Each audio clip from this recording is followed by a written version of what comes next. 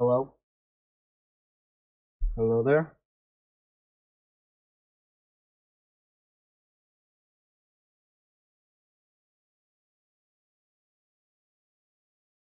Alright, working.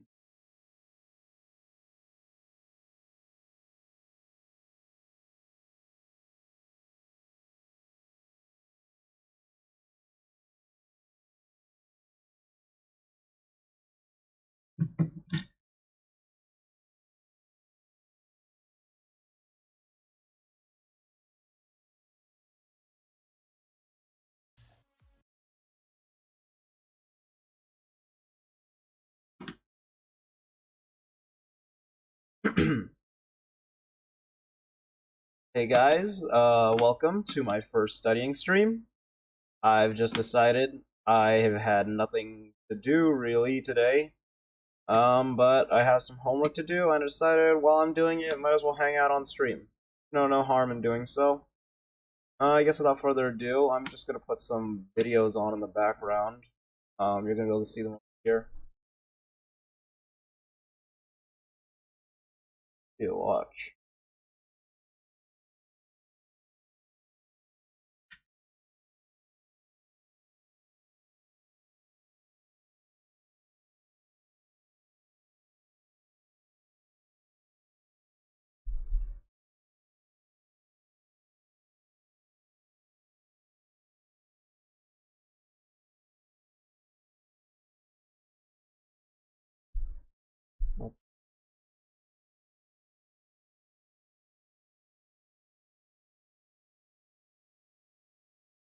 Let's, what am I allowed to watch on stream? Hold on.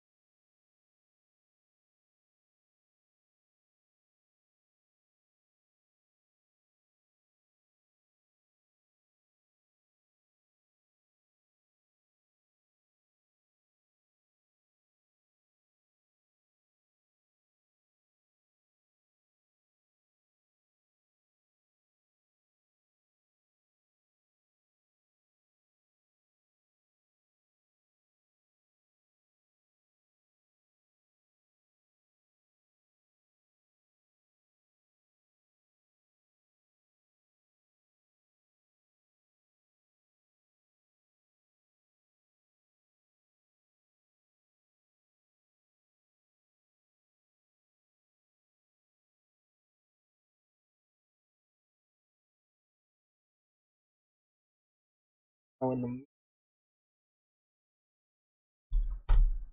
VTuber.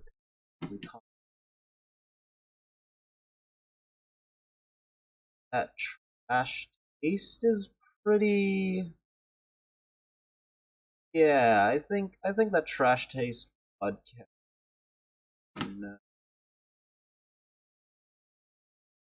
Uh,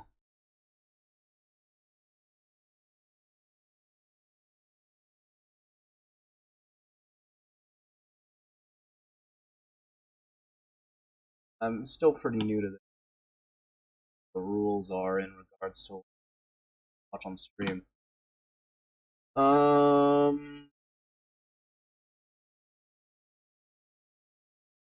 I guess I can watch them inherently transform. Like, I could do. It's not like they own. First, probably not that bad. Maybe. Not sure.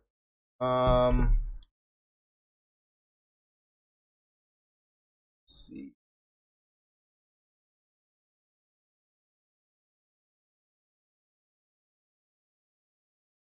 Am I allowed to stream myself watching?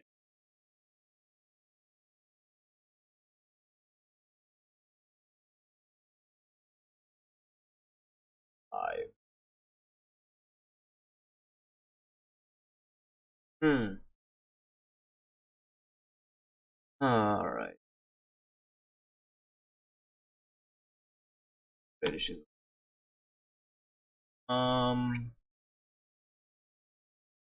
Obviously, I'm not going to be watching like anime or TV. That would be immediately.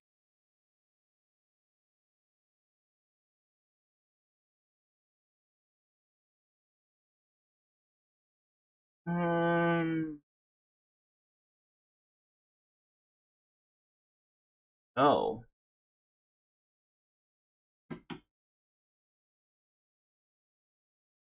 Pokemon does it all the time, but he also has protection. Not too sure.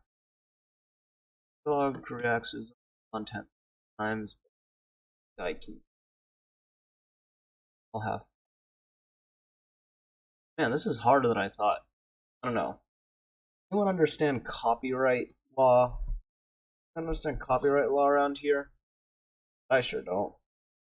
Um.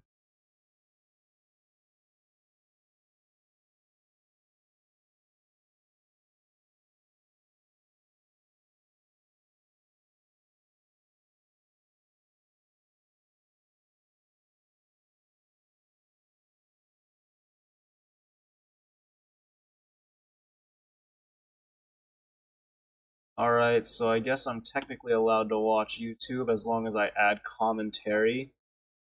So let's do that for the Game Theorist. Um, by the way, if you don't know the Game Theorist, run by this guy named Matt Pat. Love him. I don't know, Matt, if by some miracle you watch this, fat chance of that. I love your content. I think you do good. Um, I don't agree with necessarily everything you've ever posted on your channel, but I personally love basically all the content you've done. I can't really think of any videos that I don't find at least entertaining. So, I don't know, if by some wild coincidence you end up seeing this, I suppose, hi, I'm a massive fan. Please don't copyright strike me. If you have an issue, just email me about it. I'll take the video down right away. I got you. Let's see. Stop here. No, why not Pet Stop? I like Pet Usually Stop. I would say this in a fun and joking way, but in all honesty, today's episode deals with very serious, very sad, and very scary topics. This is, without question, the darkest, most emotional episode of Game Theory to date. Just be warned, this episode gets intense.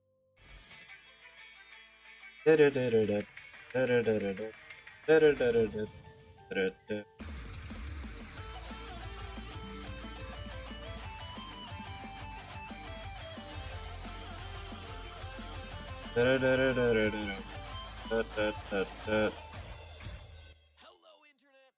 Welcome to Game Theory! So, Smartest big show in festive gaming. initial warning, huh? Consider yourself brave, do ya? Well, it's now time to get serious This and scary. Today we're talking about Petscop, the scariest game that, sadly, you'll probably never play.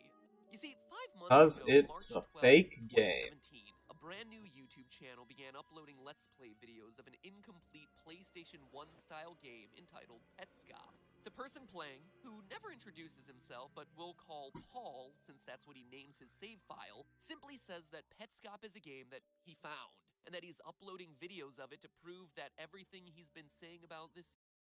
Assuming I understand the lore, yeah, it's one of those stories where it's like guy finds creepy game cartridge of the woods and plays it,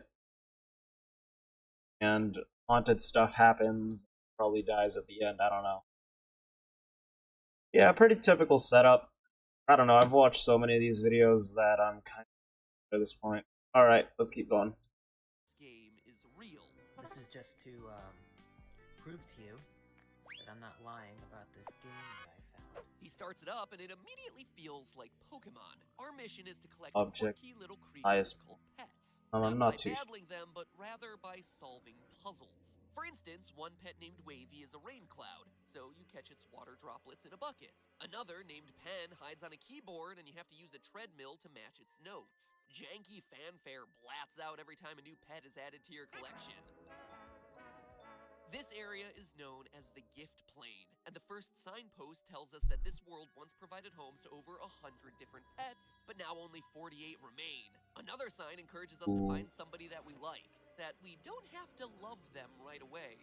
Huh, that's an odd thing to say. And a third tells us not to be discouraged if the pets run. They do want a home, but they're just afraid, and that it's our job to show them that there's nothing to fear. Okay, sure, but then in the process of solving the next puzzle, Paul proceeds to steal the water from a flower, smack its head with a bucket, cause it to wilt, and then huzzah! A new pet is caught.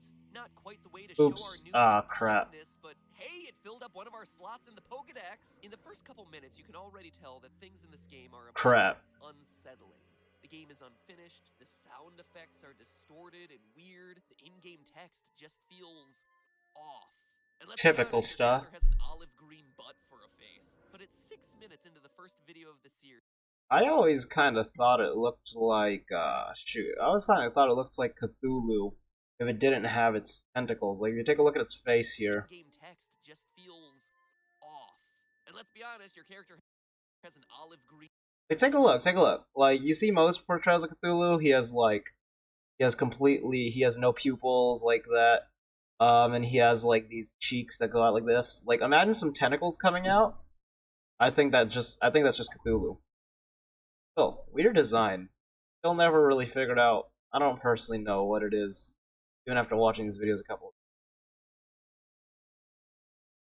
By Paul, but can we admire the meta-ness of this for a second? It's a fake Let's Play of a fake game purposely built with glitched code and a dark hidden secret, all in an attempt to create a real-life creepypasta like the story of Ben Drowned. You know, the one, the tale of a child who died and went on to possess a copy of Zelda Majora's Mask? But unlike other creepypastas that are based on fictional stories, Petscop's biggest scare comes from the fact that over the course of exploring this underground world, it's telling you as the viewer a real story. A story that'll disgust and anger you. The story the game is trying to tell, the story I'm about to tell you now, is one that'll make you go cold, and why I left that disclaimer at the top of the video. April 18th, 2000, Evergreen, Colorado. Born into an abusive home, Candace Tiara Elmore had been taken away from her family by social services at age 5, separated from her younger siblings, Michael and Chelsea. After 2 years of being passed around between foster homes, Candace had finally been adopted by a middle-aged nurse named Jean Newmaker. With the adoption would come a new life for Candace, as well as a new name, Candace Elizabeth Newmaker. But the adoption wasn't a smooth one. Jean reported that Candace exhibited severe psychological and behavioral problems, setting fires in the house, assaulting other children, destroying property. It's unclear whether these reports are true, as others claim Candace was a sweet and polite child, but regardless, when medication and counseling proved ineffective at healing their relationship, Hey, there's a joke to be had here, you know.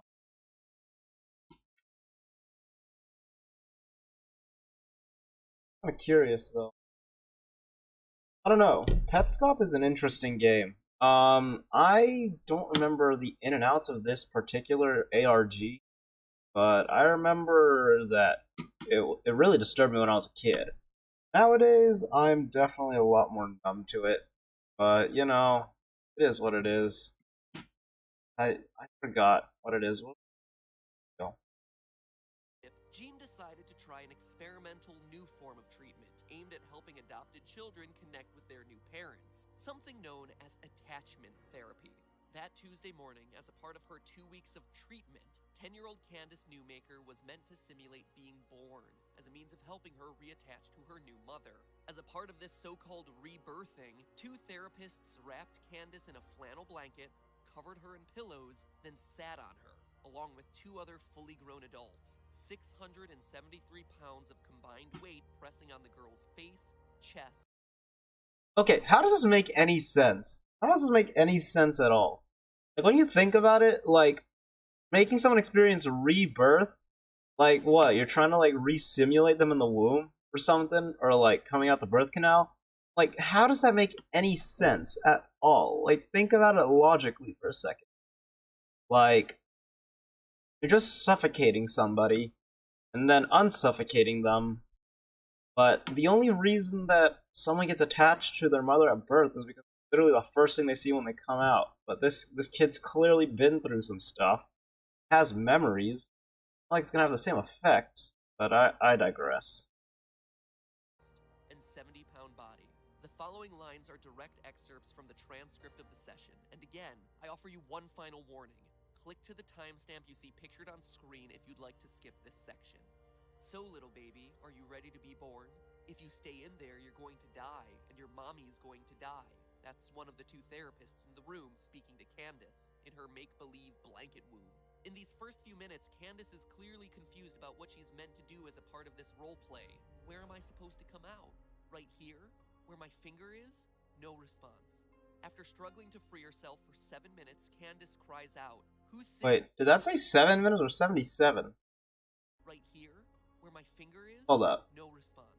After struggling to free Okay, it said 7 minutes. I'm not that smart, apparently. Okay. herself for 7 minutes, Candace cries out, "Who's sitting on me? I can't do it. I can't do it. I can't breathe. Please quit pushing on my head. I can't do it." Still no response. For the next 10 minutes, she continues to cry for help, for oxygen. Candace begins to shout that she's dying. Still no response. 16 minutes in, Candace, confused and desperate to escape, asks, "You want me to die for real? Die right now and go to heaven." The therapist replies, still sitting on her, "Go ahead and die right now. For real. For real." 20 minutes in, still stuck in a blanket under the combined weight of 673. And when you think about this logically, like we as humans, we breathe liters of air every minute. Like liters. She's been under this blanket for 20 minutes. I'm assuming they're holding it down hard enough to where air can't really. I don't know. I'm assuming the blanket is tight knit enough to where air can't just enter in through the fibers. And I'm assuming that they're holding it down hard enough so that new air can't come in. She would have died, like, especially if she's like screaming and crying. She's using a lot more air. She should have died like minute 5 or something. And also, what is wrong with these? What kind of therapy nonsense is this? This is clearly just something contrived for the sake of, you know, being scary and whatnot. But I don't know, just kind of dumb to me. Like, doesn't make any sense. 3 pounds, Candace begins to vomit and defecate onto herself. The only response from the 2 therapists? "Go ahead, stay in there with the poop and vomit." 40 minutes in, therapist. She gets to be stuck in her own puke and poop. It's her own life. Quitter, quitter, quitter, quitter, quitter, quit, quit, quit, quit. She's a quitter. This baby doesn't want to live. She's a quitter. At this point, Candace has gone silent. Still. And yet the torture continues. What on 7 earth? minutes after wrapping this 10-year-old in a blanket and sitting on her, the 5 adults in the room finally decide that she can come out, saying, "Let's talk to the twerp." Upon seeing her lying on the ground, Oh, there she is, sleeping in her vomit. But obviously Candace wasn't sleeping. She had passed Dead. out due to the lack of oxygen. Her brain now dead. Her face and fingers blue. She died later that day. A year later, the two therapists would be found guilty of reckless child abuse, receiving a 16-year Yeah, no prison duh. sentence, of which they served 7. Everyone else in the room, the 2 other adults sitting on the child, as well as Gene Newmaker, who watched it all happen, only received minor slaps on the wrist. Obviously, What? Hold on, what year was this again? Year did they say this was? her brain now dead, her face and fingers blue. She died later that day. A year later, the two 2001. 2001 19th. Okay, what on earth? I have totally forgot about this. I totally forgot about this game theory. I forgot about this whole thing. Like, what on earth? How? What is this plot point? Seriously though, what is the plot point? I have never seen such a contrived plot point in any story before. Oh, whatever. therapists would be found guilty of humanity possible. But I shared it with you because connecting the events of Candace Newmaker's story to the haunted game Petscop helps explain the core themes and disturbing imagery of this creepy web series. The first and most obvious connection is that you are called Newmaker in the game. In one of the underground rooms, you find a device named Tool that answers the questions that you ask. When Paul asks, "Who am I?" it responds with Newmaker. When asked, "Where am I?" Okay, actually, never mind. I just re-looked it up.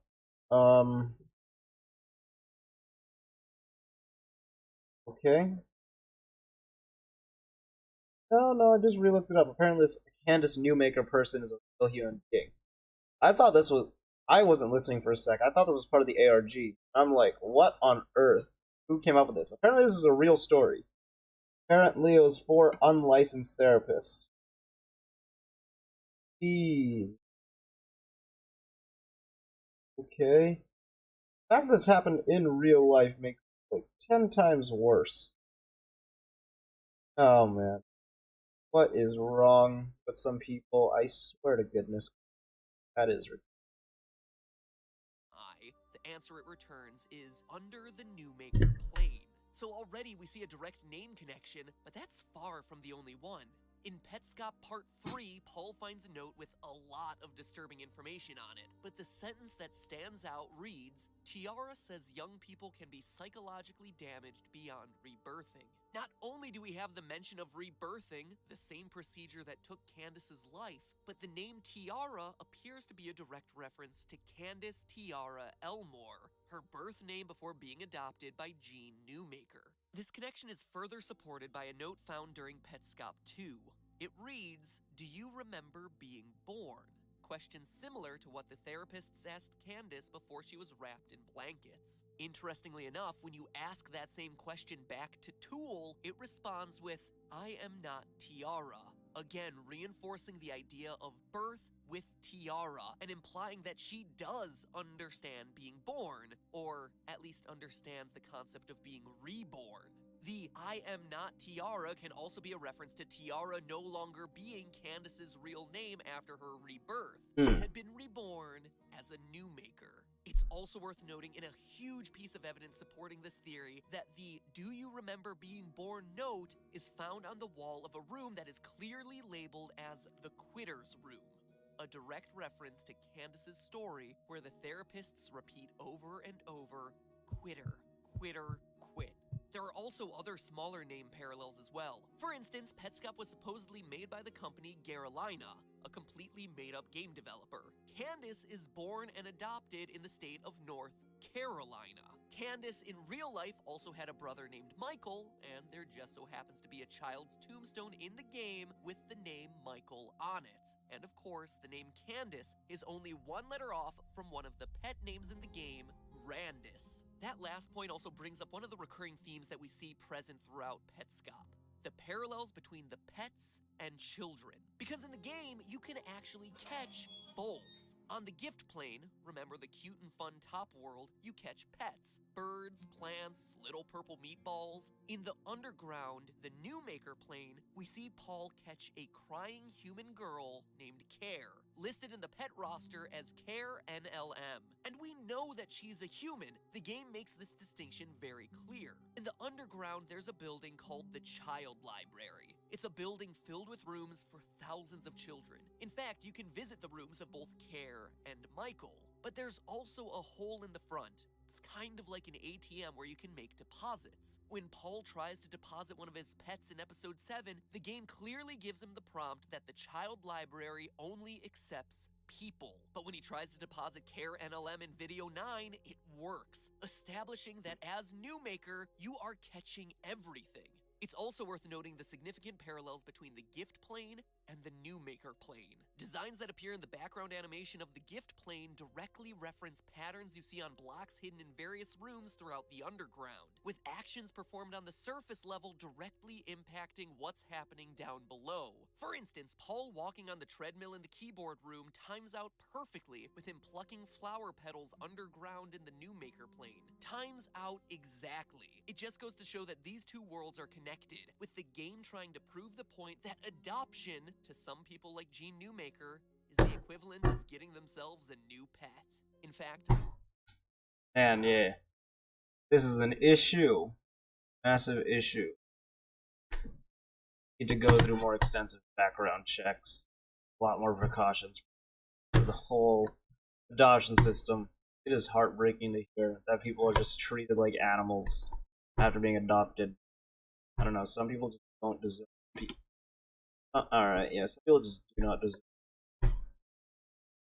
Kind of ridiculous if people get away with it, but you know, it is a whole political thing. Get into it. the themes of adoption and forced love are perhaps the defining feature of Petscop. As I mentioned before, the signs at the very beginning of the game tell you that the pets want to find a good home, but that they'll run because they're scared. Your job is to show them love. Instead, you trick them, beat them, and trap them in order to catch them.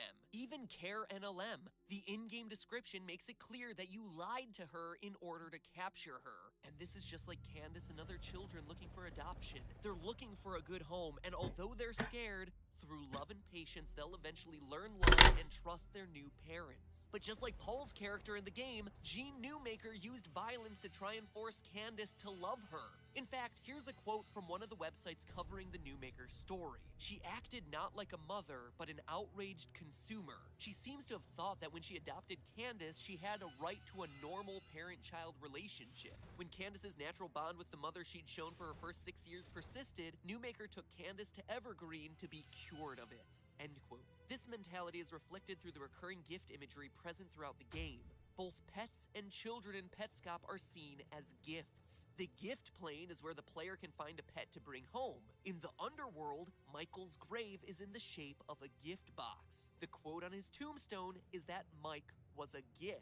This parallels the real-life saying that a child is a gift from God. But it makes the child into a commodity rather than a person. And just like a gift, it promotes the idea that the child can be returned if it's defective. In Petscop, the little girl Care has 3 forms. Care A, a happy, healthy girl. Care B, one where she's growing sad. And Care NLM, one who is broken, covering her eyes and crying. It's well established in the Petscop community that the NLM stands for Nobody Loves Me, but the game shows us through her description that there is hope for Care. You're the Newmaker. You can turn Care NLM to Care A and close the loop. Instead, immediately after reading that, Paul abandons her, dropping her off in the deposit slot in front of the child library and getting the message, you've decided to leave Care NLM. In case you change your mind in 6 months, you can take her back. She had the ability to recover, but instead he gives up on her. Oh man. Turning her like a defective item from the store. Care was a gift, just a gift that he didn't want. It's the same. Messed up. And yeah, it's been a long time since I revisited this theory. I guess I didn't pay attention very well to it. And that's really dark. Holy. I've seen a lot of these videos. This is probably, I don't know. Definitely, as time has gone on, MatPat's theories have changed a lot. I'd say they've, as a whole, become a lot less dark. Like, I remember the first FNAF theory being about, like, connecting FNAF to a real life shooting. Looking back on it is like really weird that they made that comparison.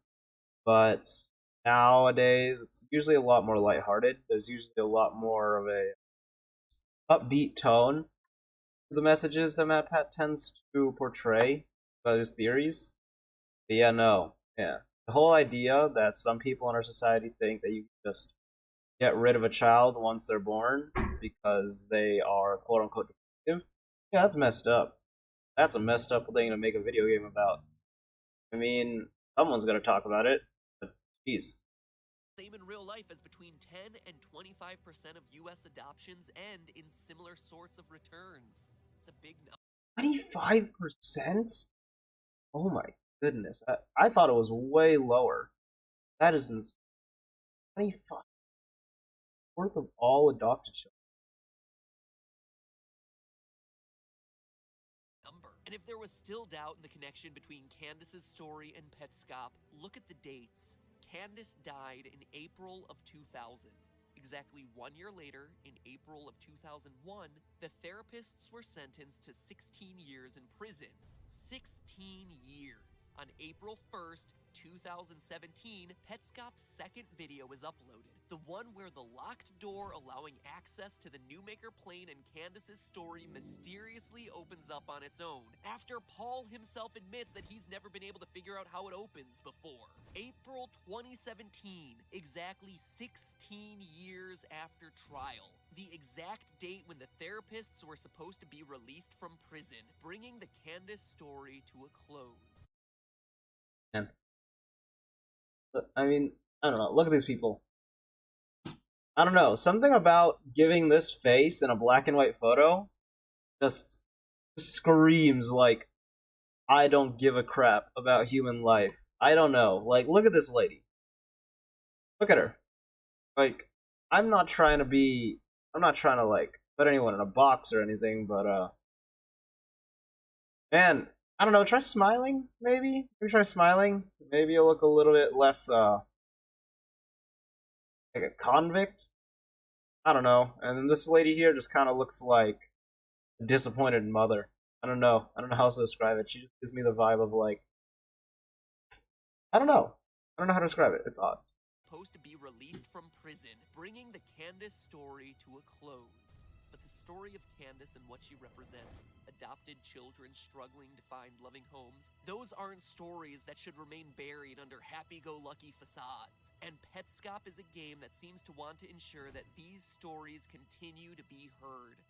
I added to it a bit here, but the Candace Newmaker theory is currently the most widely accepted of the Petscop fan theories, pieced together by an incredible fan community picking apart every detail of this cryptic web series. And personally, I'm a firm believer in it. The parallels are just too strong to real life. That said, I don't believe it's the whole story. There is so much to unpack in this web series. The mysterious items Paul censors, the character of Mike Hammond, Tool getting possessed, the disappearing windmill, Marvin and the Black Monster Man, who the game was originally made for, and on and on and on. If you are at all interested, I encourage you to join that community of theorists and give the series a look. It is a great group that is well worth your time trying to unwrap something that has clearly had a lot of time and attention put into it. It is my hope that we'll get another installment, or who knows, maybe even an actual version of the game sometime soon. But until then, I think the most appropriate way to end today's episode is to tell someone that you love them. Tell them that they're important to you and that you appreciate them. No one should ever have to go through this world thinking that nobody loves them. So share some love today. And remember, it's all just a theory. Not the love, just the game theory. Thank you guys for watching. Yeah, fair enough. Mom, Dad, if y'all watching this, love you guys. Love you guys always. Nothing will ever change that. You know that. I always tell you that. Man, but this is a dark theory. I remember the pets. I remember the rest of these being like about the lore. This is video.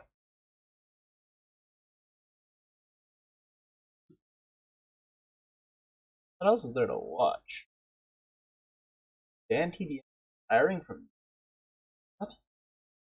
I'd be lying if I said that I hadn't thought about retiring from making YouTube videos before. I've done the daily grind to death. I have made a lot of videos, a lot of them, and I'm super lucky to be able to just cruise along and still have people watch. And I'll be forever grateful for that. As much as I love playing games and making videos, sometimes I wonder, what am I doing? Is this really fulfilling for me? Am I really exploring my creativity, or am I just making things for the sake of it now? With the birth of my second son, I was able to take a long break and work on the things that actually matter to me, my life. Am I going to make sure I record and release a video on a game that just came out because it will get more views? Or shall I pass on that and go and take my kids to see Santa or something? You know which one I chose. Not only is this mentally much more healthy, but I've also managed to break the mental cycle of needing to make videos. Now, I want to. And that's kind of why I'm sharing this. I put up a community post while I was away to ask you guys what you wanted from me when I came back, and I was really surprised by the results. I thought everyone would be like, more videos is better, but you were completely the opposite, and this is I feel like this is something that the YouTube community as a whole, like a bunch of big creators, I've heard a lot of creators share about like how they've kind of asked this of their audiences before. A lot of them believed that they wanted more videos, no matter what, with less effort. But I've realized that as a whole, most people who follow YouTubers want to see, because YouTubers generally not like a traditional celebrity. It's more like, I don't know. As you watch a YouTuber for a long time, it feels more like you get to know them. They become someone that you kind of get to know. So it becomes obvious when they're starting to make videos that have a lot lower effort put into them, but you see them uploading more frequently. And a lot of that, to a lot of people, is just the expectation that people are expecting them to make new videos because they believe they have to stay relevant. And it's good that Dan here. I love Dan TDM. I've been watching his videos since I was a little kid. I'm very happy to see that he's doing well. He has a nice family now. He has a good wife. He seems to be doing really well. I'm very happy for him. I'm happy that he's taking this step back to kind of like reevaluate why he's doing this. So yeah, I'm really happy to see this. Doing well. He's doing well. Proud of you, Dan. Love you. shape the way I'm going to tackle my videos from now on. Am I retiring from making YouTube videos completely? No, that would be stupid. But I am retiring from the YouTube mindset. From now on, I'm going to focus on being much more creative with my videos, taking my time with them, and just putting out stuff that I'm either really proud of or just really interested in. I have a lot of hobbies that I just pushed to the side when I started YouTube 10 years ago, such as drawing, animation, storytelling, and music too. And I would love to not only allow more time for that in my personal life, but also integrate some of that stuff into the content I upload here too. And I hope that you can be excited for that with me. If you want it put simply, here's how it's gonna be. I currently have 3 channels. Rest in peace, more TDM. This one, Dan TDM, is where I'll upload my best stuff. Don't worry, Minecraft and gameplay isn't going anywhere. It just means I'm going to experiment a little bit more and hopefully upload more variety content here too. I'm planning on making Dan TDM Live the most active channel in terms of uploads. This is where most other gameplay is going to sit. Indie games, longer let's plays, content which I can literally send to my fantastic editors, let them work their magic on it, and then upload it. The classic kind of Dan TDM style. A lot more chilled out, a lot more casual, and if that's your kind of thing, then make sure you check out Dan TDM Live. And subscribe too. Finally, we have Dan TDM Shorts, where vertical highlights from all channels will be uploaded. So if you don't have time to watch the longer stuff, or you just want to catch some funny moments you may have missed, then that might be the place for you. Overall, I'm extremely lucky to be able to even make a video like this. I feel like I've poured my entire life and soul into making YouTube videos for 10 years. And now I'm working on making room for not just Hold on content, just one but moment. also my personal life too. So Be there in just a sec.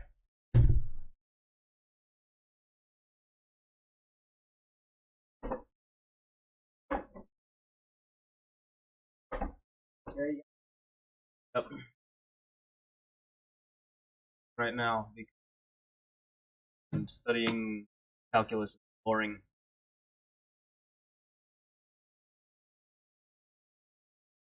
Yeah, I got it. You. Oh hell yeah.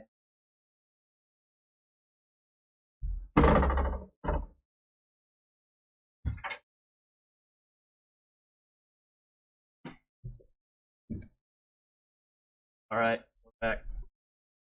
Ultimately, I don't miss out on my kids growing up. Thank you for listening, and I really hope you do stick around. If you're new here or you're just checking back to visit my channel to see what I'm up to, then please do subscribe, and also check out my other videos that I mentioned in the description below. I hope you had a great festive season, and the start of your new year is fantastic.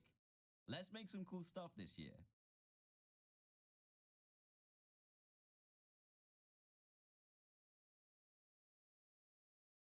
History is full of iconic rivalries. In the sports world, there's stuff like Red Sox versus Yankees, UNC versus Duke, Ohio State versus Michigan. In pop culture, there's Edward versus Jacob, BTS versus Blackpink, Team Cap. Oh yeah, this video about never eat right Twix. I don't know. All right Twix.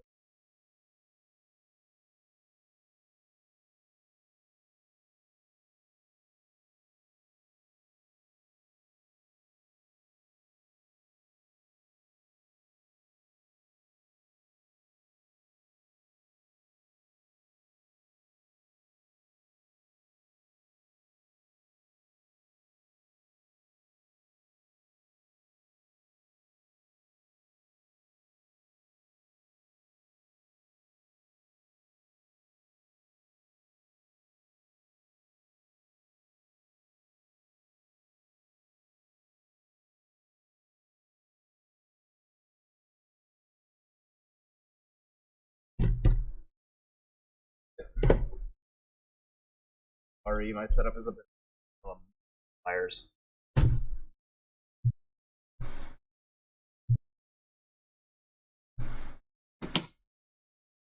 see. Captain America versus Team Iron Man, Left Shark versus Right Shark. Even in the food world, there's rivalries with the likes of Coke versus Pepsi and Taco Bell versus your bowels. But of all these bitter rivalries, one stands out as being the sweetest of the bunch. Left Twix versus Right Twix. Each factory took a vastly different approach. Left Twix flowed caramel on cookie, while Right Twix cascaded caramel on cookie. Try both and pick a side. For the past decade, Twix's marketing is centered around the different non-differences between the left half of Twix bars and... I don't know, personally, I just have a affinity for the red, so I've always been a right Twix kind of. I know. I don't know why. Always kind of like the right side.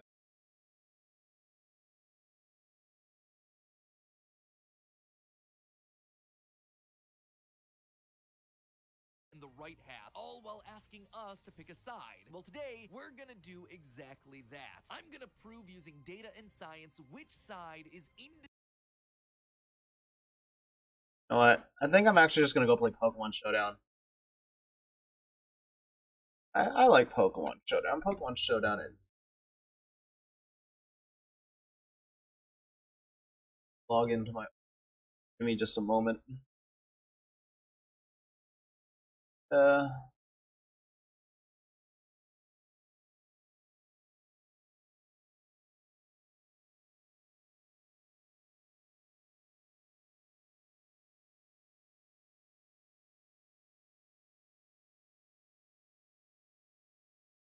There we go. Let's just, I don't know if I can do Gen 9 battles. I have not... I haven't played, oh man, I haven't played... I'm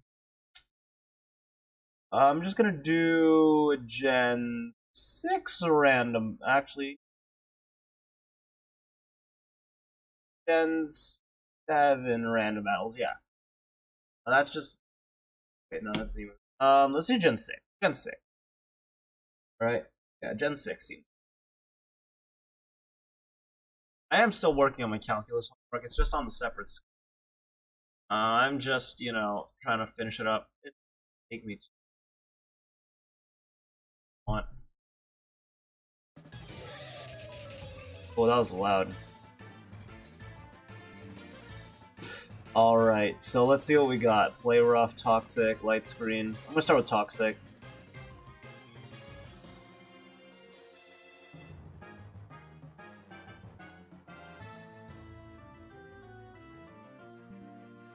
Let's see. I'm gonna use Reflect. Gonna keep using attacks. A good opportunity for me to set up. I'm not gonna switch out yet, simply because I don't feel like it. He's gonna keep using Cross Chop. I'm assuming he might be choiced. Alright, if he's gonna keep using Cross Chop, I'm gonna switch, actually. Cross Chop. I'm gonna switch into Landorus. This is gonna do, like, no damage to him. And it's gonna lower his attack. Bam. 5%. Eat that, buddy. Let's see. If I had to assume, he's probably gonna switch out. So I'm gonna use Swords Dance. Yep, there's the switch. Swords Dance. Alright, now I should just be able to Earthquake him and he should die. Yeah, there we go.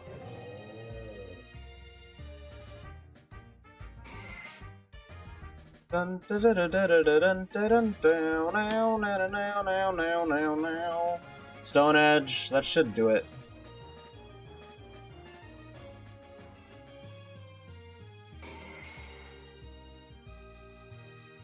Yep, there we go. That's done. He just wasted his Mega. Dun, dun, dun, dun. Now, now, now, now. Now.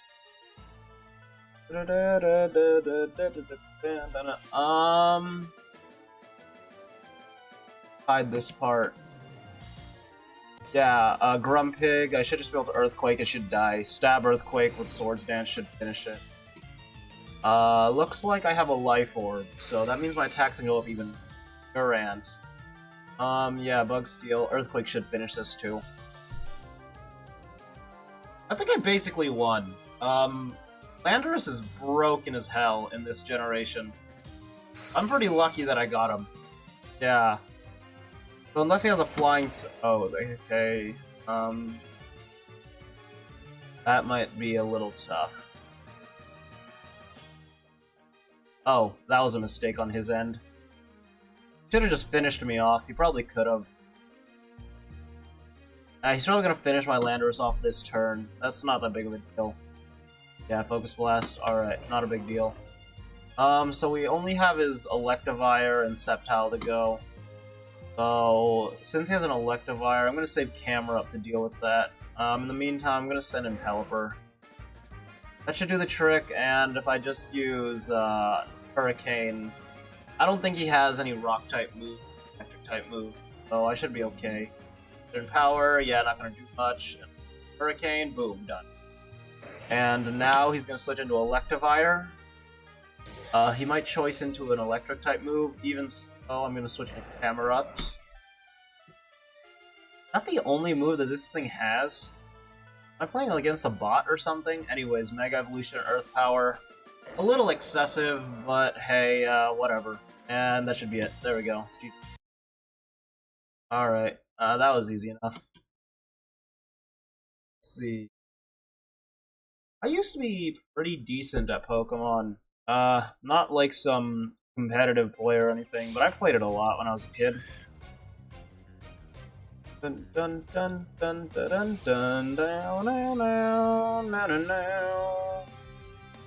Alright, so first off, let's start with a Toxic.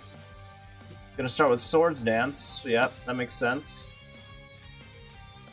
Let's see. Lucky, unlucky for me, I do not really have that much. And he's faster than me, so if he goes for another Swords Dance, that would be bad. But I'm a Rock type, so it's unlikely that he's gonna finish me. I'm gonna use this.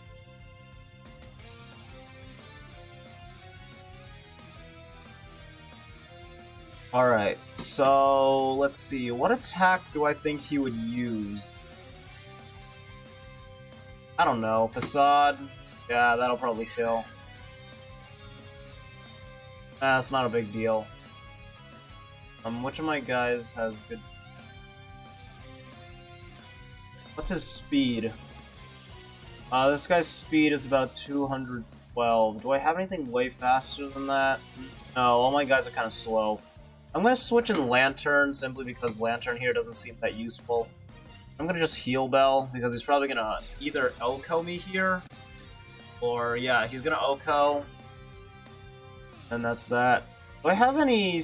I don't know. Do I have any, what's it called? Okay, yeah. I have a priority move on this one, so quick attack. That'll finish the Raticate off. Yeah, that wasn't too bad.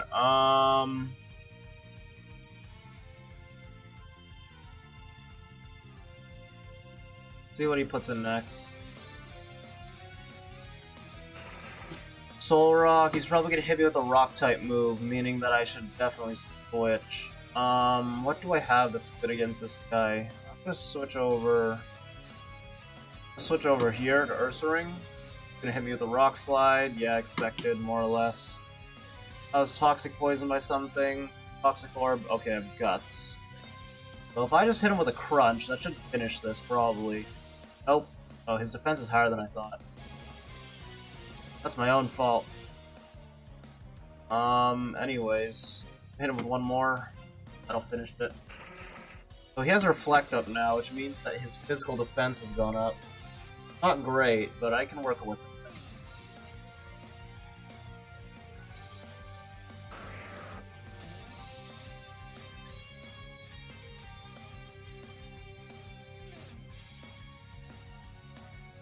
A Marowak, alright. What am I thinking he's supposed to try to do? There's not much I can really set up using my Ursaring right now, so, I don't know. God. Nah, it's not gonna do damage. And I'm Toxic Poison. Okay.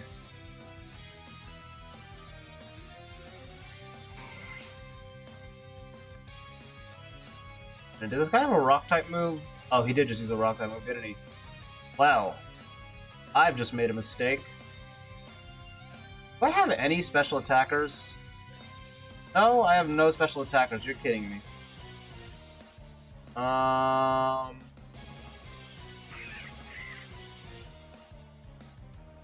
That was stupid. I guess I can Roost. Stone Edge, that means I have one attack of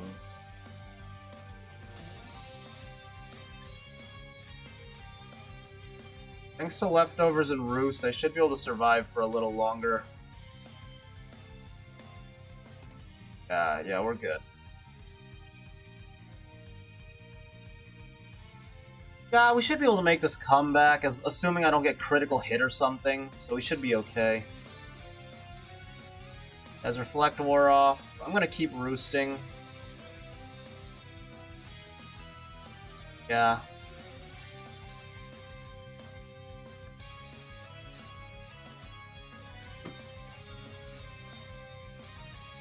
Or Stone Edge one more, I can take that, not a big deal. Ampharos, okay.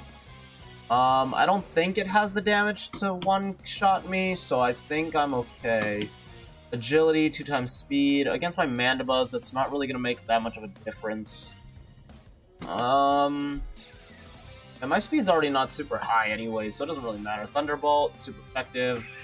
I probably should have expected that. Drapion. If I use Knockoff now, it's not gonna matter, so I'm just going to use Taunt. I don't think this guy is a sweeper, but we're gonna have to see.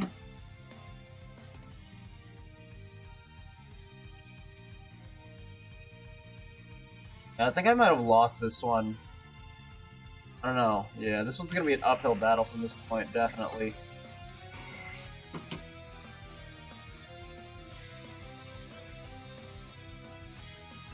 Oh, well, I lost. Oh, that's a GG. That sucks.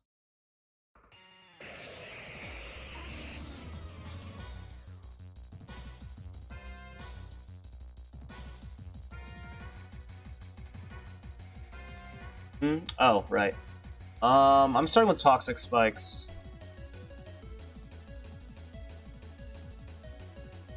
It's negative sign X, I think.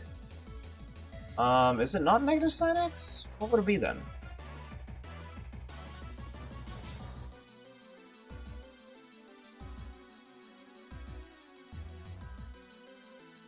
Oh. Put a second set of toxic spikes down. Yeah, not gonna do much damage. I'm paralyzed or move, whatever. Toxic spikes again. Just need a toxic spikes double.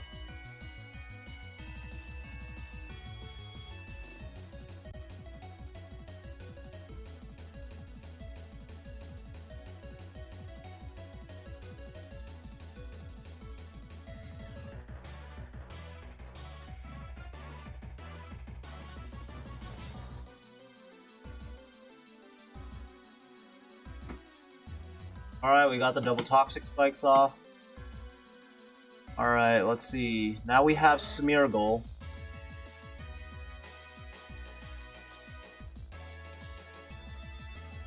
You cannot be serious.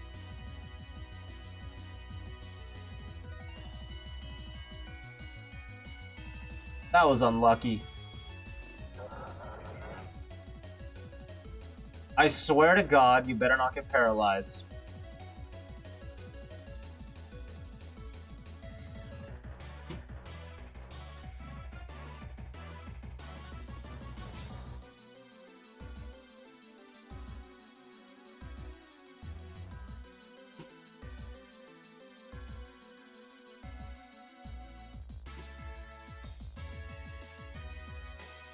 You are joking.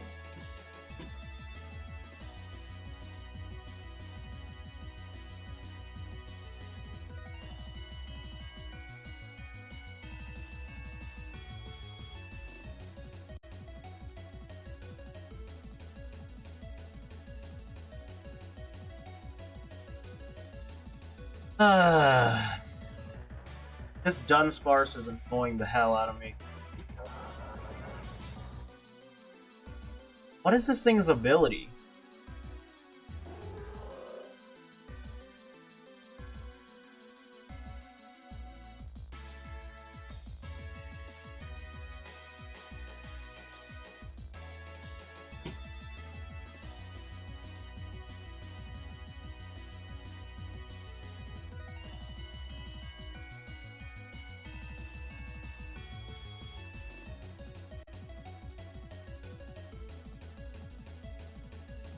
Oh my goodness.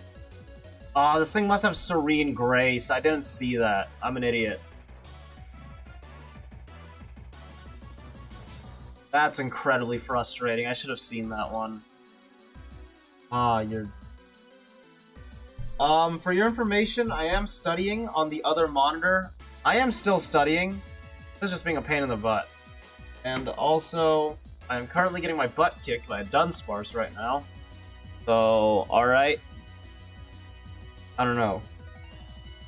I'm studying. Don't worry, I'm still doing my work. This thing, I don't think I'm gonna definitely die if I keep the tone in here. He's probably gonna use a dark type attack, which means that I should definitely switch. I'm switching to a Azumarill. Okay. Put the Azumarill in. Belly Drum would be a terrible idea. I'm gonna play rough. I'm not doing so well right now.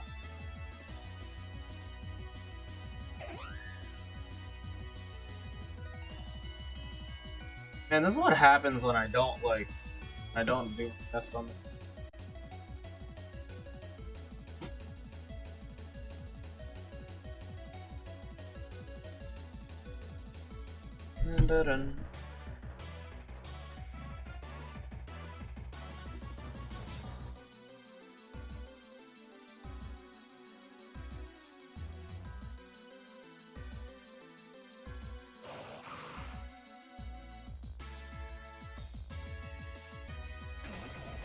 I don't know. So, how's the audio? Do you think the audio is better? Because I did get a microphone. It doesn't have a pop filter or cover, so it might not be better necessarily, but I'm curious. Sound better from y'all's perspective? Oh my gosh, Landorus, are you kidding me? Well, I think I'm screwed. Two of my Pokemon are paralyzed. One of mine's at half HP and paralyzed, and yeah, there's no. Yeah. Oh man, this is frustrating.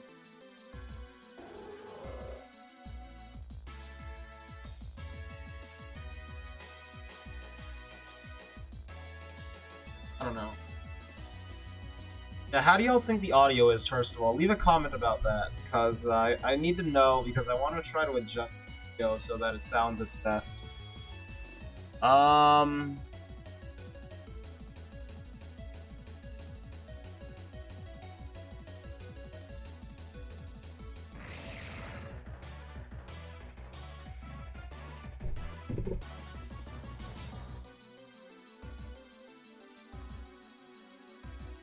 Alright, we got ourselves a Barbaracle. Do I even have anything that can deal with the Barbaracle right now? Probably not. All Mind again? Are you kidding me? Oh man. Well, if I'm screwed.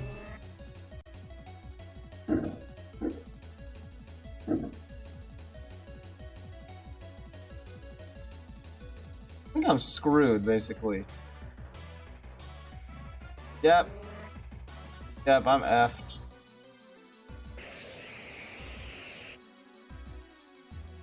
I am washed.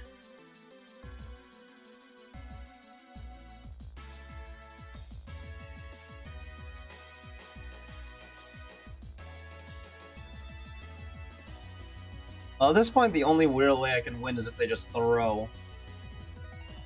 Ah, that's not good.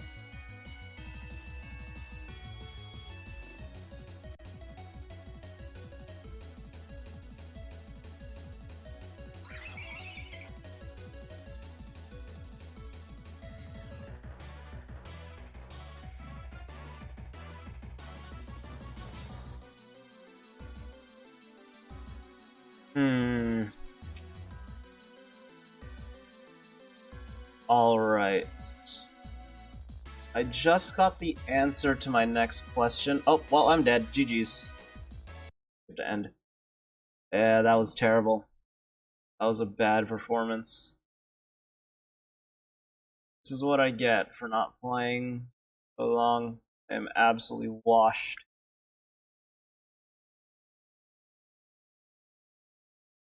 Calculus is not fun. What else do we got to do? I'm trying to think. Anything else I want to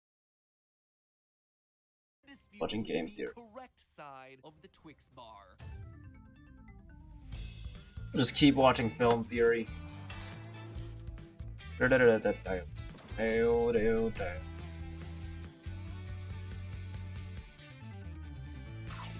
Internet. Welcome to Food Theory, the show that chooses violence and eats both Twix at the same time. Does that average out to make me middle Twix? So at this point, you get the basic conceit of the episode. Twix bars are some of the best candy bars available on the market. Strip a cookie, caramel on top, covered in chocolate. There are 2 Twix bars in every package of Twix. They should be identical to each other. They probably are identical to each other, and yet their marketing campaigns for the past decade have made a big deal about choosing sides. Are you a left Twix person or a right Twix person? I technically don't really keep friends from right Twigs. There's something really off about those guys. They've even gone so far as to create a lengthy backstory behind the rivalry. Years ago, when the inventors Seamus and Earl unveiled their Twix bar, the tension between them reached a breaking point.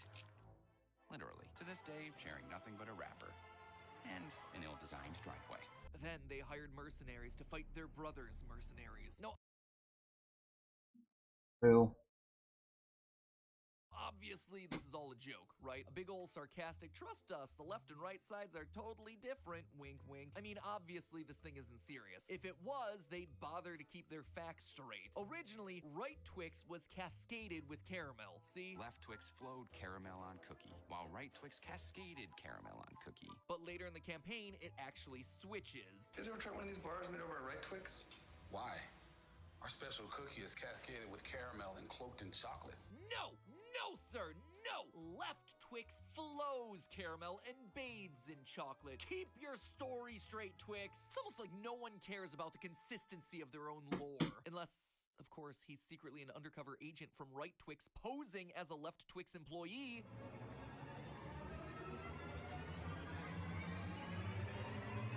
No, that's not a real thing. I just care about this way more than they did. But what if the whole Left Twix versus Right Twix thing isn't tongue-in-cheek? What if this whole thing isn't cloaked in sarcasm and bathed in marketing hype? When you're choosing a Twix, which team should you choose to be on? Between Left and Right Twix, which one is the better Twix? I guarantee that by the end of the episode, you will have an answer. And there's only one way to find it out: buying an egregious amount of candy bars and then aggressively performing science on them. So before we go any further, we need to establish our terms, because let me tell ya, things are gonna get confusing in a hurry. For the purposes of today, when I say a Twix bar, I'm talking about an individual stick of cookie dabbled with caramel and snuggled in chocolate. There are 2 Twix bars in a single packet. So that's the basics, but the bigger question: how do you tell the difference between left and right when the packaging has the bar's name written horizontally, thereby making this more of a top versus bottom kind of thing? Well, as we see in the commercials, the definitive way of opening a package of Twix is with the word Twix reading from the bottom up. So when you're looking at a standard package of Twix in a supermarket line, top Twix is left Twix and bottom Twix is right Twix.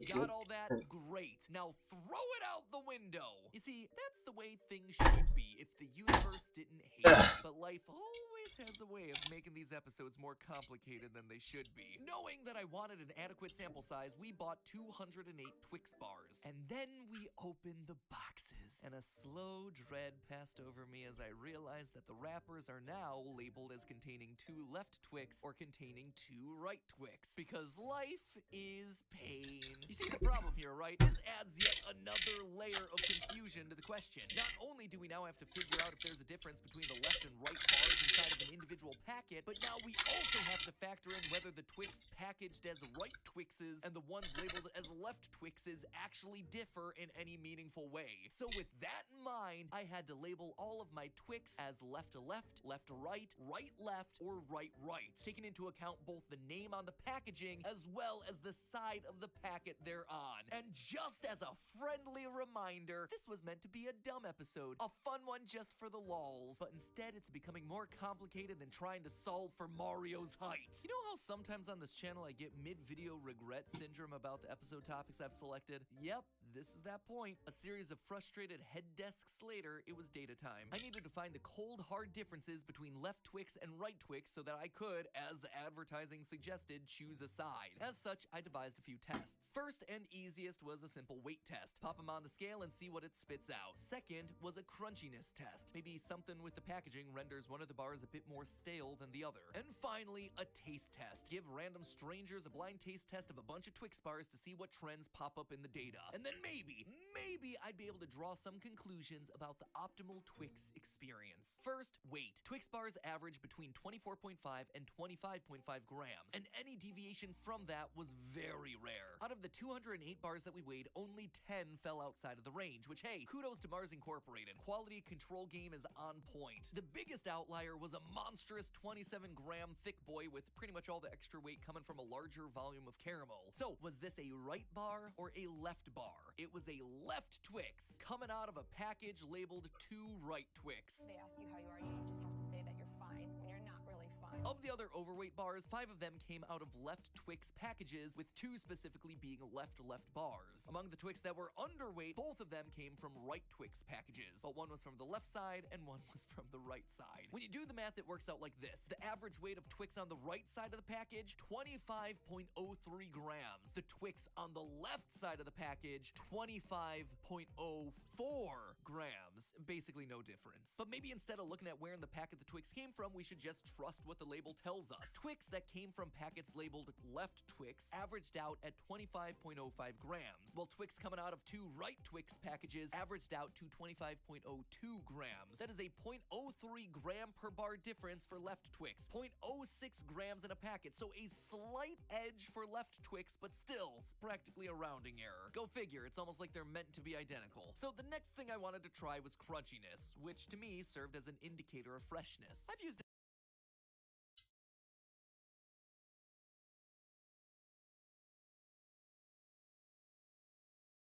What about Twix for right? These Oreos, man. Oreos are good. I don't know if y'all can hear.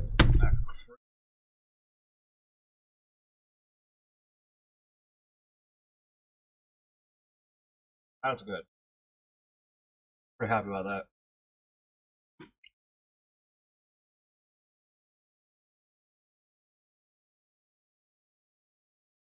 Alright, it turns.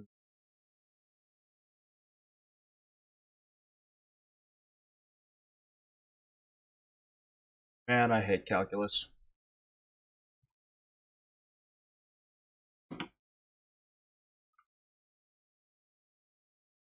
I don't know. If anyone's watching this, leave a comment. Hey, if you're like, I don't know, over the age of 30, you still think you can find a derivative of a function? Genuinely curious. Did you find the slope of a specific point on a curve?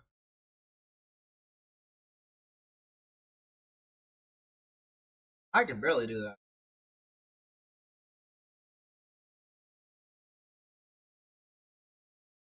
Mm-mm-mm.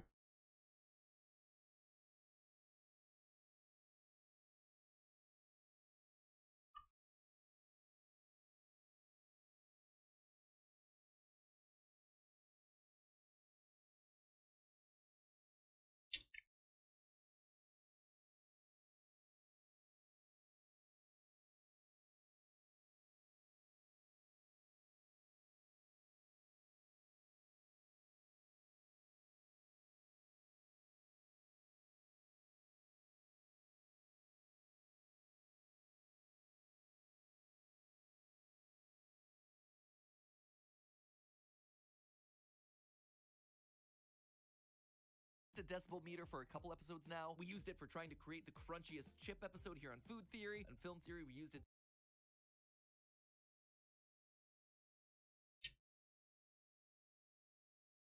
Mm-hmm.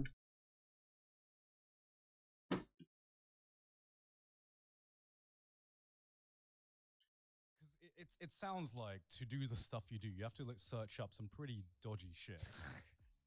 What's like the weirdest thing you've had to search up on Google that's to do what you do? There's a lot of people's search history. I want to look through it. Yours is definitely on the top of the list. I don't know. I just got you. Like I said, I just search anything. I don't really think too much of it. And you've never ever been contacted by like a government agency about anything? Well, once. Oh. It was it was really mundane. Okay. Yeah. I'd love to hear anyway. So what's weird about Canada too is like I find they just don't really. They're not super strict on a lot of stuff. In the US, I probably would not be able to have the same YouTube channel. Yeah. Really? They just raid you for meth like every week. Are you serious? Yeah. Like wow. I was on a forum for a while before I started, or before I really got like did YouTube a lot. There's a science forum or chemistry. It's called Science Madness. Yeah. And it's like a lot of people would just talk about how they just would knock on your door. And they would just swab everything to see if you're making meth. And but I've never been contacted like for kind of anything I do. I did always find interesting how like YouTube has this kind of weird ecosystem where stuff that would channels that can only exist in a certain country, and not in others, like, right? Yeah, like how there's a bunch of gun content on from America, and it's like no other country could ever make this type of content. Yeah, exactly. I think Canada is actually one of the few places in the world that you could have like a proper. And there is the Explosions in Fire, the Australian guy. Oh, yeah.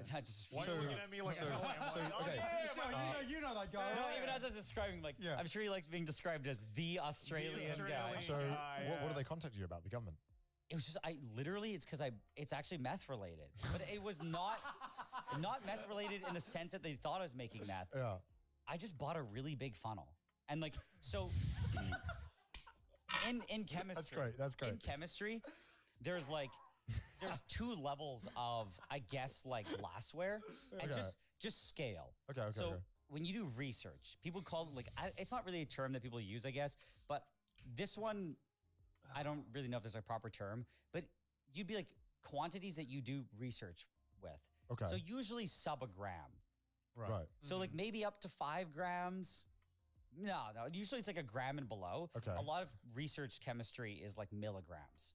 Okay. Oh, so if you're buying anything more than a gram, Because if you're doing a lot, it's just it's just expensive. Oh, okay. Like, and a lot of the chemicals are expensive. You're wasting money. You're just wasting money and resources, and you get the same answer anyway. Right. But the moment you think you have a good reaction, a lot of times you have to scale it up.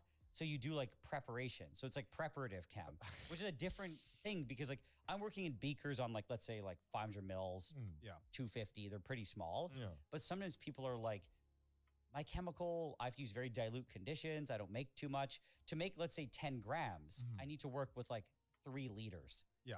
So you're no longer in the 1 liter beaker. You're kind of with like giant big things. So that's fine with beakers because they're kind of just cups. Yeah. But you start getting the big funnels, which are very abnormal for like research chem. Right. So it's like most people who do that they're preparing chemicals. They're not researching. They're like synthesizing chemicals on a larger scale. For people to research with. No. Oh.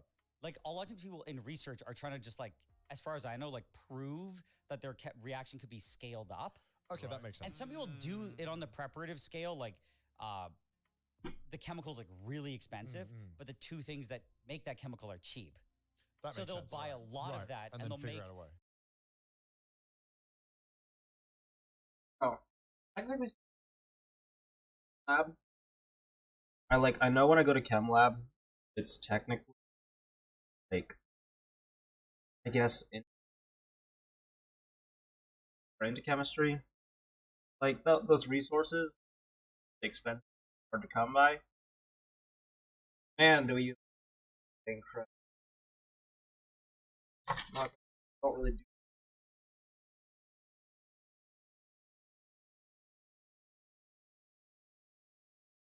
Fortunate too. All right.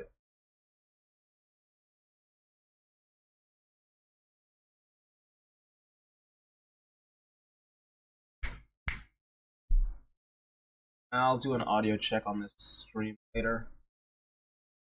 I'll also try this again probably. Man.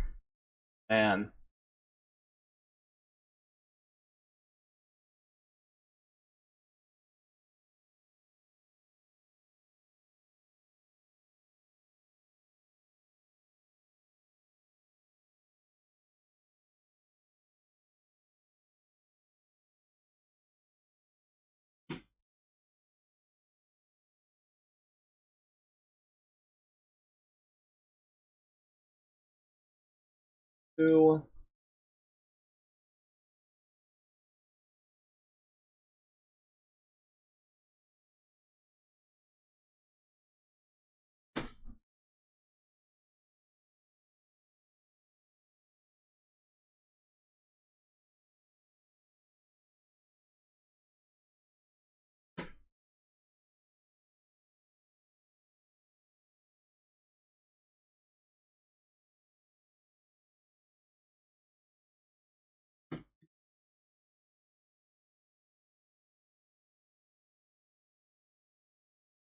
Let's see.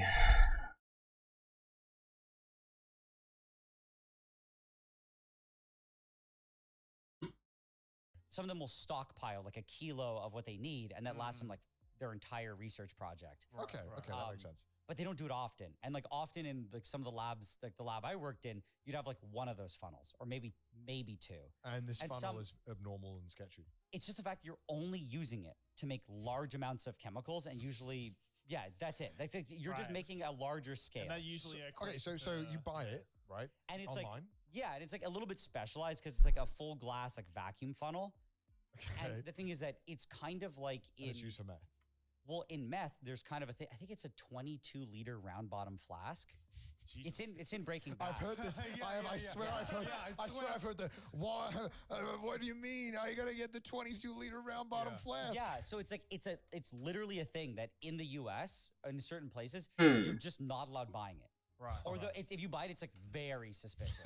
since Breaking Bad or since before Breaking Bad? It's just, what are you doing with it? Like, why do you have to make so much of it? Right? Because it's just such a big. You're preparing so much of a chemical that like unless you work for like a large scale industrial synthesis company, why do you own this? Right. Yeah. Okay. So the moment you get past a certain size and you're like a private citizen, what in God's name could they be doing with it? But uranium, fine, right? Just uranium, okay. It's honestly, they probably. I don't remember where, like I said, I don't remember exactly where the uranium came from. But probably if it's like fully labeled and was shipped over the border. Right. I did order from the US uranium and it was fully labeled, and actually they didn't say anything. Right. So, okay. So you order the funnel online, right? Or was it a call or what? What is it? It was a funnel. It was like. And you on like a website? eBay. So, okay, you buy a lot of glassware from China. Okay, so you get it on eBay, right? Yeah. And is it before it arrives? Right after it arrives? When do they call you? Or I had it, I think, for like, I want to say like.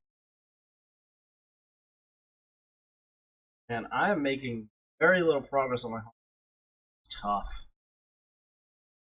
Man, I don't know. I hate doing calculus. I think it's probably one of the most useless skills. I personally think calculus should be a very specialized class that only a few majors have to use. Be chosen very, very carefully. I don't think it should be very general, simply because I don't believe that it is practical in almost any sense.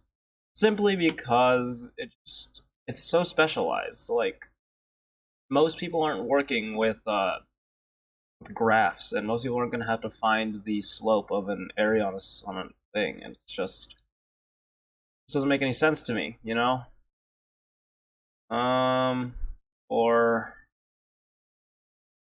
We take 4, and then we have that, so it's -2 multiplied by... It's -10/8, I assume. I gotta simplify it to 5/4.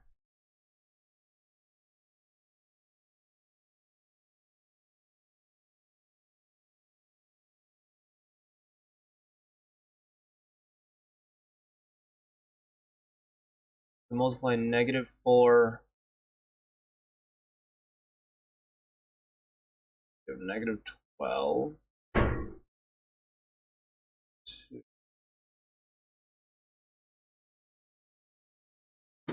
I can't show you guys what I'm working on technically, because I heard from somebody that it's copyrighted.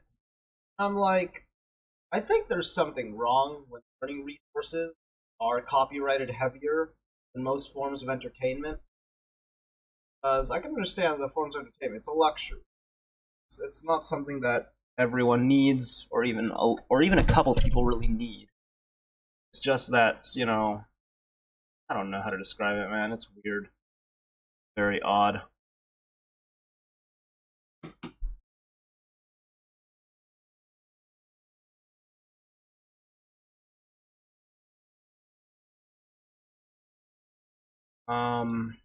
Derivative of yada yada. Assuming we need to take out the u, thing that we need to. Oh man, this is just annoying. I don't know how else to describe it. It's really just annoying.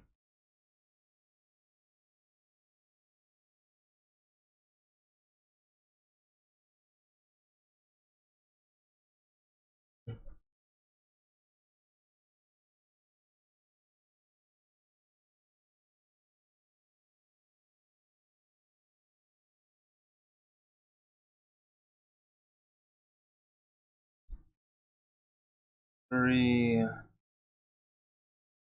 don't know, one thing that I do get upset about though is that I feel like my mental arithmetic has actually been getting slower thanks to calculus, simply just because I don't use it as much. Which is unfortunate because my mental arithmetic is pretty sharp actually. So it's frustrating that I don't get to use that skill as much. It's not as useful here.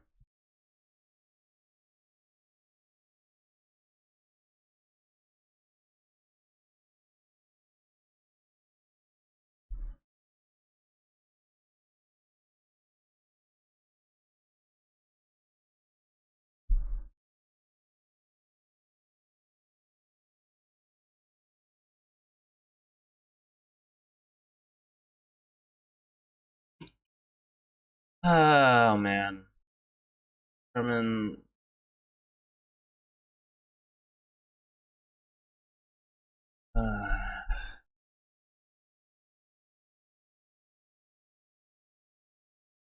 I don't know, man. How?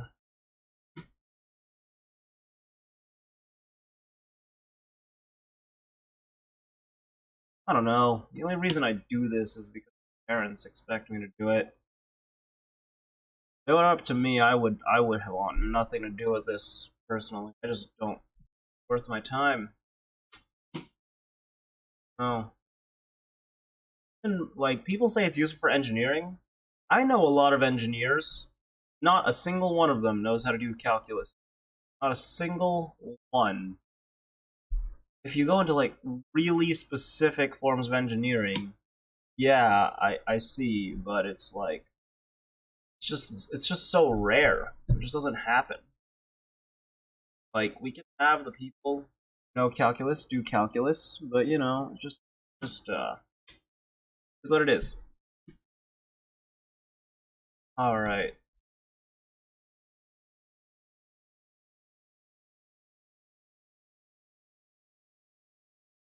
Ended up playing it one-on-one.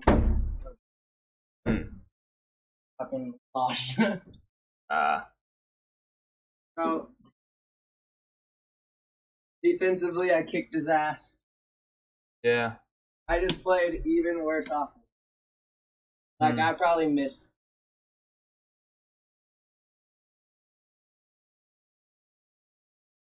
That's tough. But I was also just doing fun shit. Yeah. I wasn't doing this. Not exactly doing fun stuff right now. Working on the most useless subject ever made by mankind. My hypothesis is that a mathematician was dating a student, and then she cheated on him. The mathematician was like, "Screw this student! I'm gonna make her life absolute hell." So he developed the entire system of calculus just to mess with her, and then made it required. Like, I can't think of any other reason someone would force everybody to do this. Because of someone. This is not how someone figured out gravity. That's where calculus. You can calculate gravity by measuring the time it takes for a thing to hit the ground. It's all multiplication. Want to predict. Calculus is only useful. Barely. I took physics class. I've barely. I know, but like actual. I use calculators. I guarantee it. They use calculators. Yeah, but they. No, you don't. You get an equation. You put it in. Like, I'm having trouble here. Like, oh no, I cannot find the derivative of this function. Let me just go onto one of the many million resources that I can just use to derive the answer. And booyah shaka, here we are. Yeah, I guess they're not doing. I don't know. I just feel like any calculus or any math that can be done by a human can be done by a computer. Yeah, but we got all the computer programming. So, but why is it so general? Why is calculus considered a general class? Not right. Not in engineering that uses it.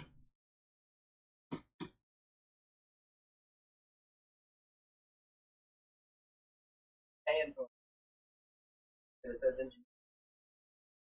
I should go find a different. I just don't know what to do. I don't know. The major that I do doesn't matter to me that much, to be completely honest.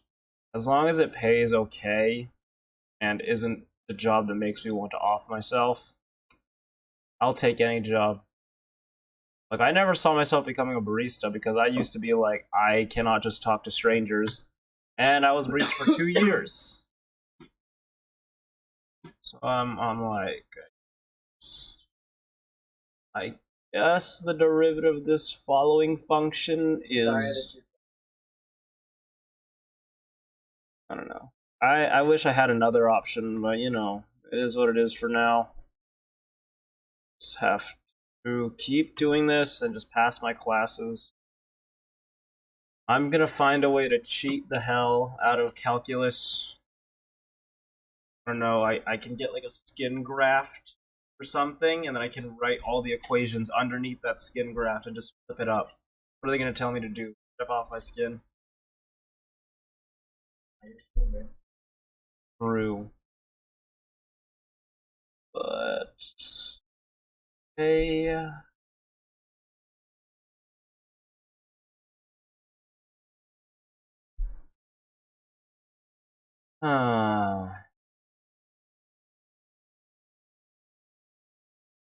I think the pacing is also particularly bad in Purdue calculus. It's because Purdue calculus. It is stupid. bullshit. That's why I went. I don't know. Maybe I will just go into hospitality. Maybe I'll just become a hotel manager or something. I looked up the classes you need for a degree in hospitality. Culinary arts is one of them. I'm like, that actually sounds like a class I would do good in. Culinary arts is fun. I love cooking. Cooking is great. Cooking is one of the best skills you can learn, in my opinion.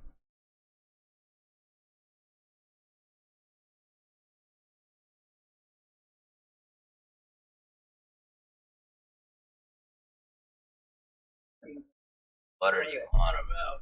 Oh. Derivatives.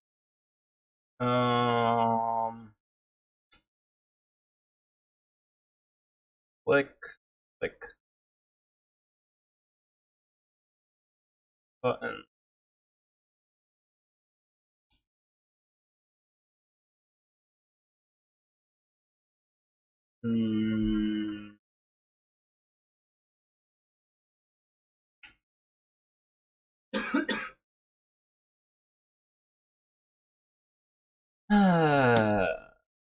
Exactly what it told me to do. As always, it's saying I'm wrong. Thanks a lot.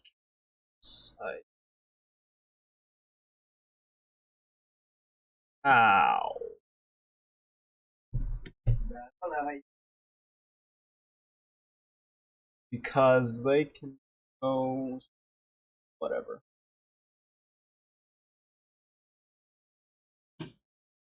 I don't know anymore.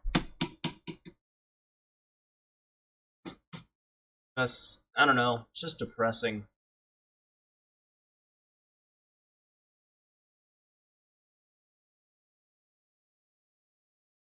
I need to find a better major.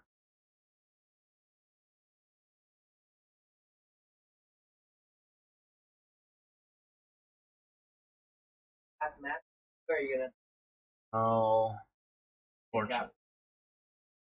Yeah. And Calc 3. Don't even. I hope not Calc 3. Wait. First year. I'm probably on. I don't know, man. I just.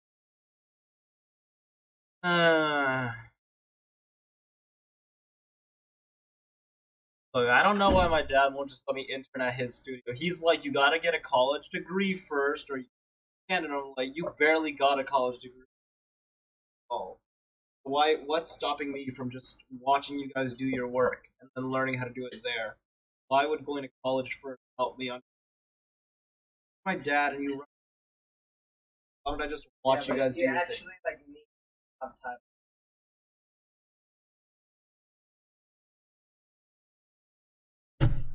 Technically, He have his own. yes. Like the highest. Yes. Person Owns the. He could go to college. Just doesn't use anything he learned from college. Clearly, I asked him to help me with 10th grade geometry, and he couldn't figure a thing out. He had to look it up on the internet, and it took him hours to do. And he is a successful architect. I'm like, right, but you trying to be an industrial. Yeah, my mom can barely add anymore. My mom can barely do any form of manual math anymore. It's just not necessary. You take more. I understand. Fucking does not make it why you guys, but it we're the fucking great. I don't even know how this does even work. Kind of stupid.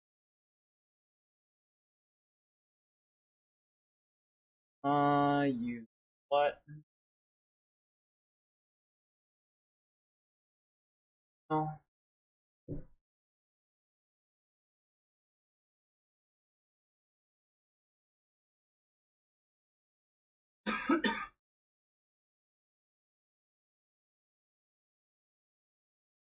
You know, I don't even care about learning it at this point. I do not care. I'm just gonna put it all in a calculator so that I can be done with this. I've been doing this for too long trying to understand it.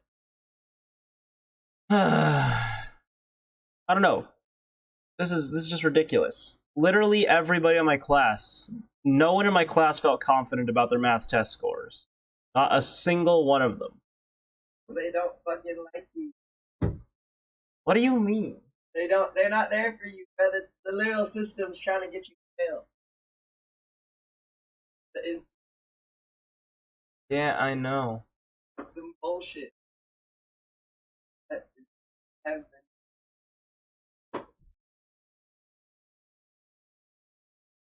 I wouldn't have gone here because of that reason. I hate the idea. The idea of that is it's like feel for you. The real test of intelligence is having those people realize that they're wasting their time doing this. That's the real show of intelligence, when you understand and stop lying to yourself that this is important. You don't cling to a mistake just because you spent a long time making it. You don't lie to yourself and say this is useful just because you've been doing it for most of your life. Those people also learn how to manage. They also don't have a life. They also don't have a life.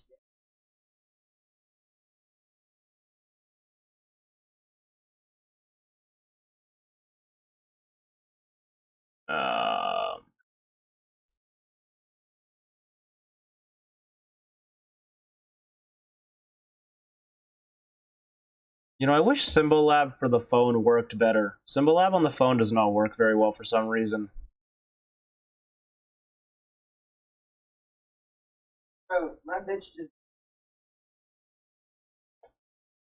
You're on stream, so you might want to explain. By my bitch, I meant the chick that I barely talked to. But he literally had a liver failure. Oh, someone actually died. I thought you were talking about I thought you were talking about like your phone or something. No, she didn't actually die. No, I thought you were talking about your phone when you referred to this bee. Yes, I should know. I just hear you refer to everything like that. I do. I refer to everything.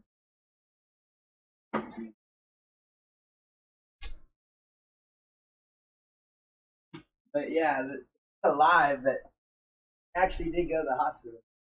I did a swim meet. Are you streaming your fucking home? Yes. I'm trying to find some... Are you the only one watching? Trying to find some form of to make this interesting. That's fair.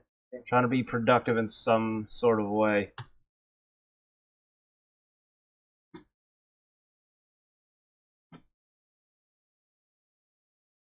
Right, you just gotta talk to chat. As soon as you get one viewer, you gotta chat them up.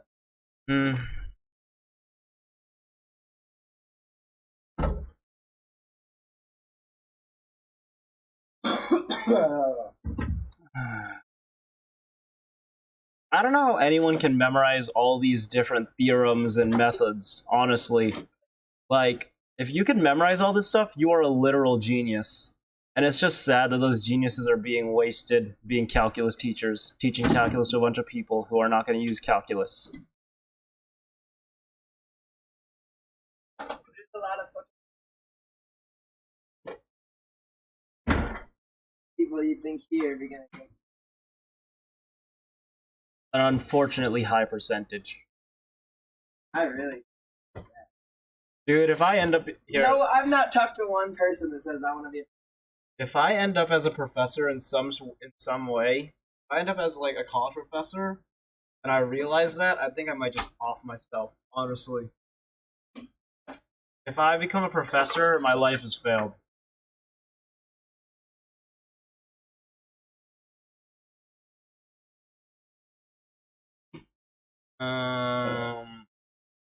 What even is?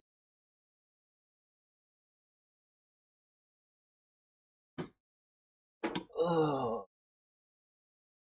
How do you? Okay.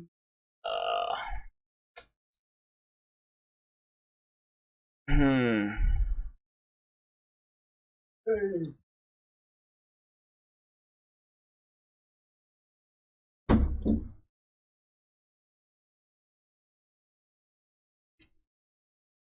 Yeah, I think that'll do it for today. I don't know. If you watch the stream, sorry. Doing calculus puts me in a mood. Sorry that you had to listen to all that. Alright, anyways, y'all take care.